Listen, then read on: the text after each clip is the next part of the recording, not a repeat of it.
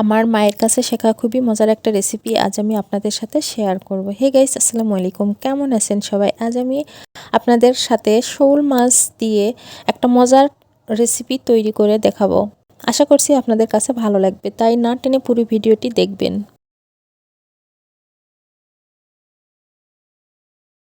প্রথমে চুলায় প্যান বসিয়ে দিয়ে দিচ্ছি পরিমাণ মতো রান্নার তেল। আমি এখানে সরিষার তেল দিয়ে রান্নাটা করব, আপনারা চাইলে যে কোনো রান্নার তেল দিয়ে রান্নাটা করে নিতে পারেন।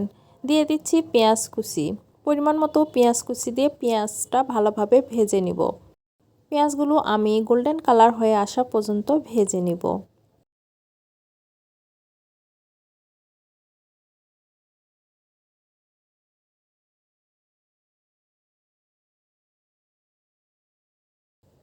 পেঁয়াজ ভাজা হয়েছে, এখন দিয়ে দিচ্ছি আদা রসুন বাটা। আদা রসুন বাটা দিয়ে পেঁয়াজের সাথে কয়েক সেকেন্ড নেড়ে নিয়ে বাকি মশলাগুলো দিয়ে দিচ্ছি।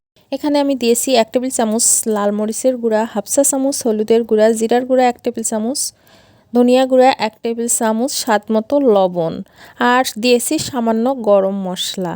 গরম মশলা দিলে তরকারিতে খুব সুন্দর একটা স্মেল আসে।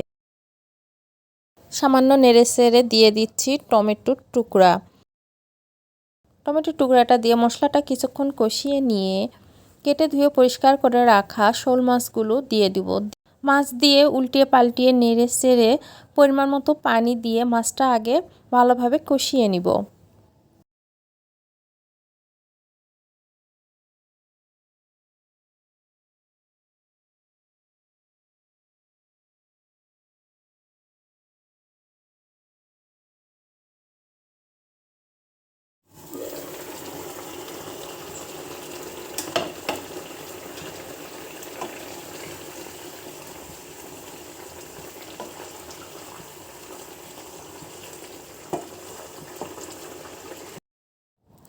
মাছগুলো ভালোভাবে রান্না করা হয়েছে, এখন মাছগুলো আমি উঠিয়ে নিব।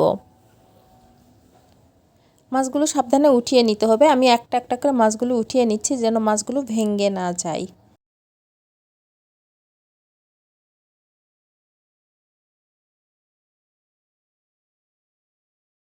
এই মাছ কষানো মশলায় আমি আগে থেকে সিদ্ধ করে ম্যাশ করে রাখা আলুগুলো দিয়ে দিব, দিয়ে সুন্দর করে কষিয়ে নিব। একটু পরপর নেড়ে চেড়ে কষিয়ে নিতে হবে।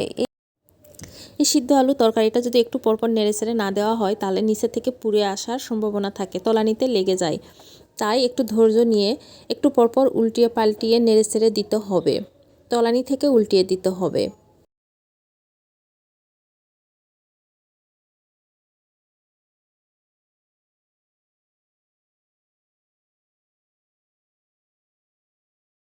কিছুক্ষণ নেড়েচেড়ে নেওয়ার পর এরকম আঠালো হয়ে আসবে, তখন আগে থেকে কষিয়ে রাখা মাছগুলো অ্যাড করব। মাছ দিয়ে 2 মিনিট নেড়েচেড়ে পরিমাণ মতো পানি দিয়ে দিব। পানি দিয়ে আবারও কিছুক্ষণ কষিয়ে নিব।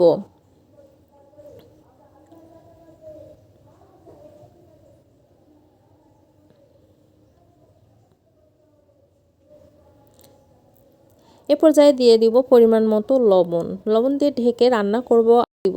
এখন দিয়ে দিচ্ছি ধনেপাতা কুচি আর ভাজা জিরার গুঁড়া।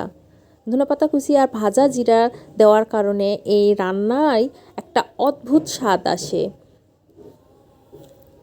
আর তরকারিটা খেতে যে এত মজা লাগে, এই তরকারি থাকলে অন্য কোনো তরকারির আর প্রয়োজন পড়বে না। বাসায় একবারের জন্য হলেও ট্রাই করে দেখবেন। আজ আমি শোল মাছ দিয়ে রান্না করেছি, আপনারা অন্য যে কোনো মাছ দিয়ে রান্না করে নিতে পারেন।